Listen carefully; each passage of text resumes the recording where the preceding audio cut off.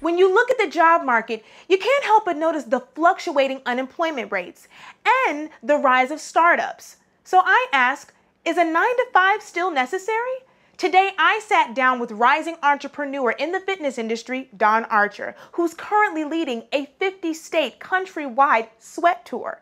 And I want to know, is her success exceptional or is she the new norm?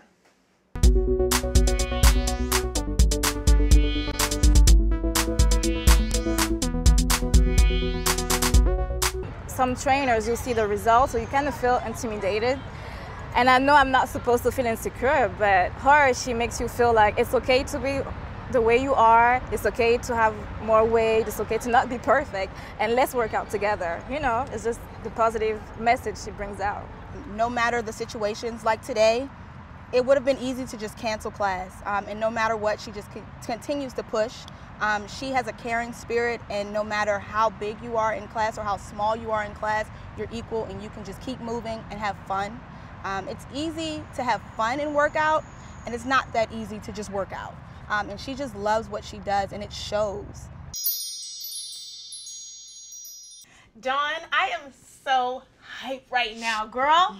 Sweat 2014. Yes. How do you feel? Exciting. It's an honor to be able to do it, so it's exciting. Where did class start for you? Where did this journey of having a class and teaching it start? Yeah, I was a graphic designer in Atlanta in an office setting, and I was just very unhappy just in the political world of being corporate America. And I resigned and decided to just start teaching in a parking lot. So I started with about 3 of my cousins and 2 aunts, and we're in this parking lot dancing to music out of the car.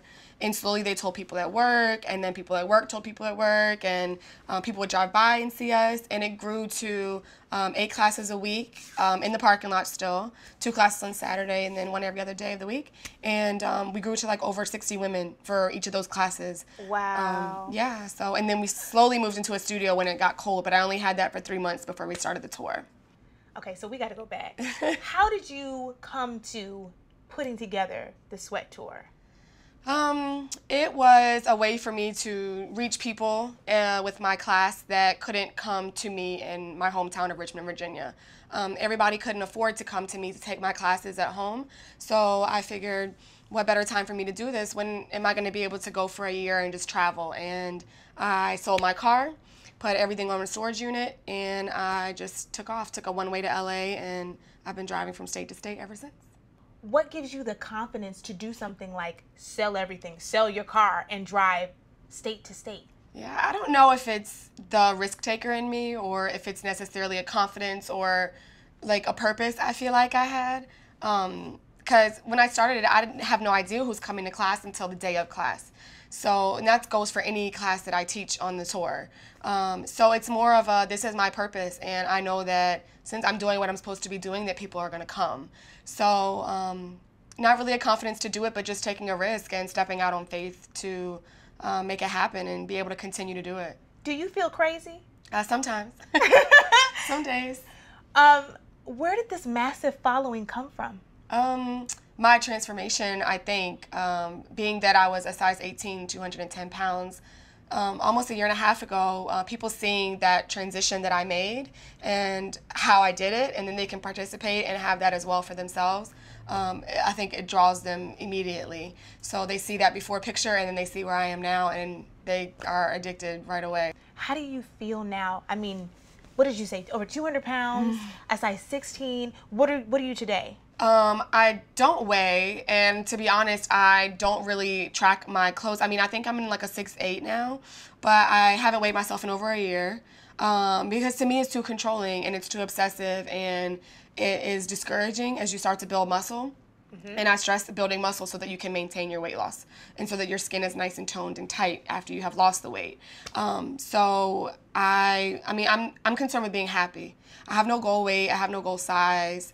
Some days I'm bloated. Some days I have some, 2-pack. So it just depends, but every day I'm happy. Yeah. And it's because I'm working out and it's because I'm living healthy. I don't feel dragged down and I don't feel lazy. When you are struggling, whatever your struggles are, how do you keep motivated to keep going? That's a good question. My future, I always say my future motivates me. I carry around my picture of me at my heaviest weight and the smallest pair of underwear and the smallest bra. And that keeps me from falling back, but my future keeps me going forward. And I know the goals that I have for myself and my life to meet people and to inspire them and to just feel healthy. I mean, I was 26 years old, you know, a year and a half ago, and I was pre-diabetic. And it was because I wasn't doing anything to really save myself. You know, and the doctor's like, well, you're obese and you're diabetic. We're going to give you some pamphlets. And what are you doing to stop this flow of gaining, you know, 20 pounds a year? And I'm like, I'm not doing anything. So it was really, you know, at the point where I'm like, okay, I have to get myself together and I have these goals. And every day I wake up, sometimes I still have that mind frame of that girl who was a size 18 until I look in the mirror and I'm like, okay, you got this. And then I go work out and it's my therapy and I eat healthy and I feel amazing. And it's like an addiction. It's a healthy addiction, but I'm obsessed with it. Today's modern day worker. Mm-hmm. Does it look like you? Is that person you? I would say, I think a lot of people are getting into business for themselves. I think that families are growing and the ideal of being more social as opposed to being consumed with work is becoming more popular. And I'm so immersed in the fitness world, I can tell from Instagram how many people are becoming entrepreneurs. Whether that's where you have an entire business just posting transformation pictures, you have a business where you're running boot camps. Every day I get emails from people that say, today I quit my job to focus on my passion. And I'm like, okay, well, wait a second. I hope you know what you did. Like, I'm glad I inspired you to step out, but you know, you have to, it doesn't stop. You have to work overnights. You have to work all day during the day. You have to keep pushing your brand and you have to be genuine. And I think that people are doing that and they're wanting to work for themselves so they can have a life. And I definitely think that I fit into that category. I'm so outside of the box and I think a lot of people are trusting their instinct and their gut to get out of that situation when they're not always so happy. They're content, but they're not happy. And they're leaving that lifestyle to be adventurous and do what they love.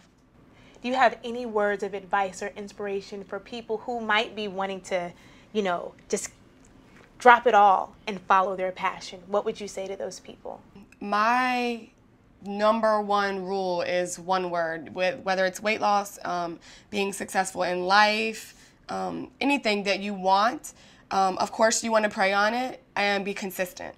If one day you're in it and one day you're not, or 1 week you're in it and 1 week you're not, then you'll drop it and you won't be consistent. So I would say to be consistent, and if you remember to always do that, wake up every day and continue to do the same things towards your goal, then everything will happen. I was in a place that a lot of you are a year and a half ago, okay? And I'm slowly getting to that point where we're getting everybody to love working out, right? Yeah. You guys have fun today? Yeah.